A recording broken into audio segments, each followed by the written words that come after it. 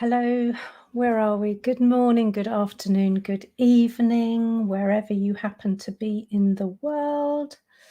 This is me, Jo Rawbone, talking to you from a very sunny Ashford in Kent.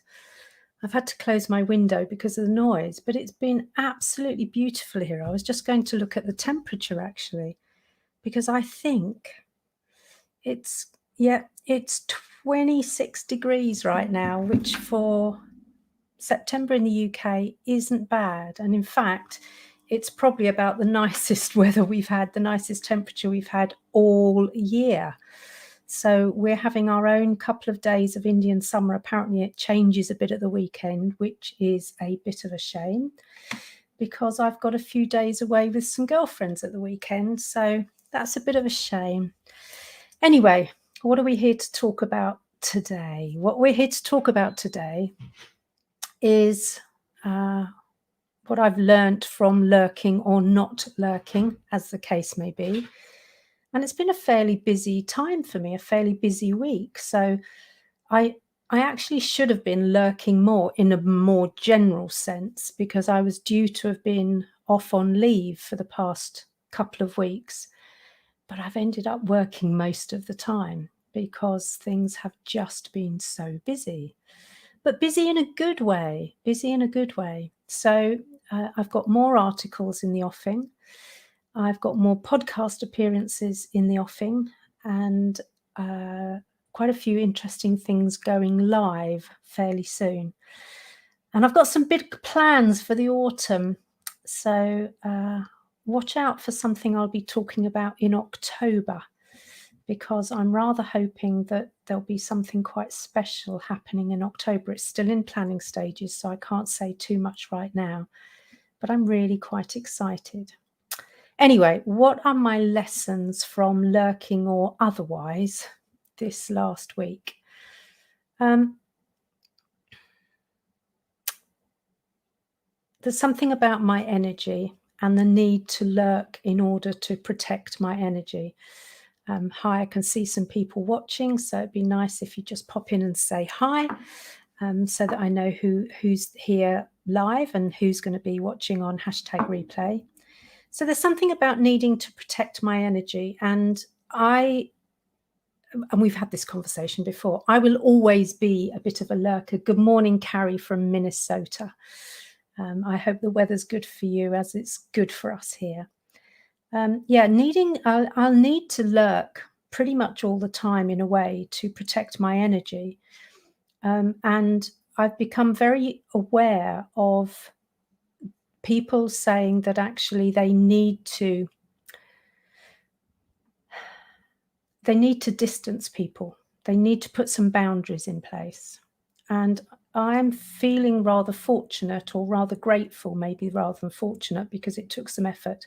But I'm feeling rather grateful that I've done a lot of that distancing already. So a lot of the people who are drains on my energy, I have already put distance between us, and in some cases eradicated completely from my life, which, whilst sad on one kind of front, is also really good for me on another front. And I'm sure it's good for them too, because if they weren't getting the kind of responses from me and reciprocal energy back from me, then I think it's probably quite a good thing that we've distanced from each other.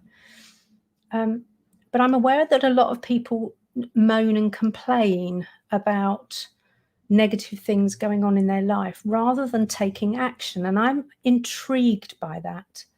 So it's one of the things I'm going to be exploring actually, is the kind of taking action or the lack of action taking, because I don't understand, unless it's people caught in that kind of victim mode, I can't understand why people are happy to stay in the melee, are happy to stay in the mess, are happy to stay in the complaining, and not driven to or happy to take action.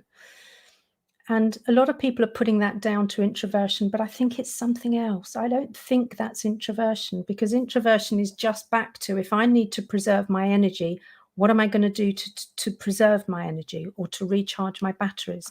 And complaining isn't going to do it for me. I know that. So it's something that I want to explore, and I don't know whether to do it through a podcast. I have done something similar in a podcast episode, but I am kind of curious about it because the one thing that I've noticed is, and maybe it's age and experience, I don't know, but is I'm much less tolerant of, gosh, that makes me sound quite harsh, doesn't it? Much less tolerant of complaining, of moaning, of pointing fingers at other people and not taking responsibility for myself. So that's what I should be doing much more of, because when I lurk deliberately in groups, in families, in circles of friends, in webinars, in training sessions, all sorts of things, it's conscious lurking. Now, there's a phrase that I hadn't thought of before necessarily. Maybe I have spoken about it, but maybe there's something to talk about here in terms of conscious lurking. And let's take away the negative connotations of lurking, because it has slightly kind of dodgy connotation to it, and actually just talk about conscious lurking. And that's ringing bells now. I'm sure I've spoken about this before, but I think it needs speaking about again, provided what it does is then lead to action, not be the precursor to inaction. So there was some lurking last week. I worked from home on Tuesday. If you joined my lessons from a lurker last Tuesday, you'll have noticed it was a different background because I was working from my home office last week. I'm back in my main office today. I then took my husband out to the most delicious lunch last Wednesday for his birthday. And it's in one of the UK's best restaurants, which happens to be relatively local to us. So we're incredibly lucky. And then Thursday and Friday were kind of busy work days. And I spent a lot of time in the garden at the weekend, which was joyous. I didn't manage to get to yoga. I was too late to book and they weren't running it on Zoom. So I missed out on that. But what I did do is I got lots of clearing in the garden done, which was very therapeutic for me. One of the ways that I know I can recharge my batteries is by getting these bad boys in the soil, is getting them kind of, getting some dirt under my fingernails and clearing out the courgette plants and pulling up the last of the sweet peas and planting some new echinacea and actias I planted as well. Was just wonderful, just wonderful. So that really did me good. And then yesterday and today, there's lots of prep going on because I've got training I'm delivering tomorrow and Thursday. And Wednesday evening, goodness me, I've got a podcast interview where I'm being in fact, 2 interviews where I'm being interviewed, one at 5 o'clock on Wednesday afternoon and one at 7 o'clock on Wednesday. So I better make sure that I've got my ducks in a row and my batteries recharged for that. What else is happening? It is Carrie, isn't it? Carrie's just said here that touching the earth is so therapeutic. And normally I would also say standing on kind of bare earth or grass is very therapeutic, except here's one of the weird things about me. I'm allergic to the, I think it's formic acid that ants kind of give off.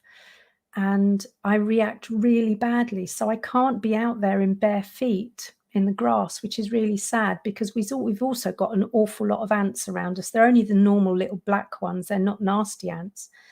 But I'm allergic to any kind of ants and I react quite badly. So I can't actually, whilst I can get out there and get my hands in the earth, I can't walk on the grass or in the earth. And I'm always slightly envious of people when I see them kind of, their toes stretched out in the grass. I just love it.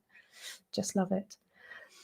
And I've got a weekend away coming up with some girlfriends. And so in order to make the most of that, I'll need to make sure that I've recharged my batteries on Thursday and early Friday so that I can enjoy my Friday, Saturday and Sunday with some girlfriends. We're going down to the coast we've booked somewhere nice for supper on Friday evening, and we're going to kind of do a bit of finding somewhere nice on Saturday. So it should be a really good time. The weather, unfortunately, is going to change a bit, so it's not going to be as nice as it is right now. But maybe that's good as well, because sleeping in a strange place when it's overly hot isn't always easy either. So conscious lurking, using it for good reason, not to hide, I think is really important. And I shall be doing more of it.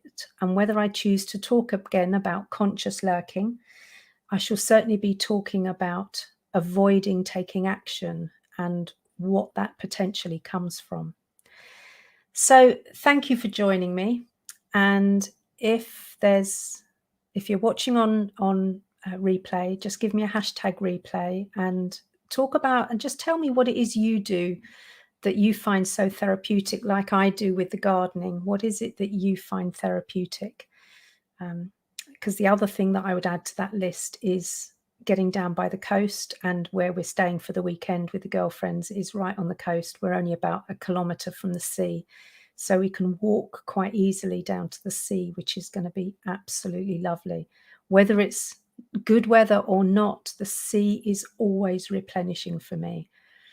So I shall definitely be taking advantage of that. But let me know what it is that recharges your batteries, because there are always things that we can learn from each other. Yeah, Carrie's saying it's being near or on the water. But I think in your case, Carrie, it's more likely to be lake rather than ocean or sea, I think, isn't it? Perhaps you'll let me know in a moment when it's when the delay has caught up. So yeah, we're both water babies. Although earth sign, I'm an earth sign by star as opposed to a water sign, but I love being by the water. Anyway, thank you for joining me, and I will. Oh, Scorpio, and yeah, see, I'm not. I'm an earth sign, so I always find it interesting that I'm so drawn to the water as an earth sign. But it makes sense for me, Carrie, that you're a Scorpio, so of course you'd be drawn to the water. Anyway, nice to see you, and I will be here next Tuesday. There are some Tuesdays I can't make coming up, but I will be here next Tuesday. Thank you for joining me.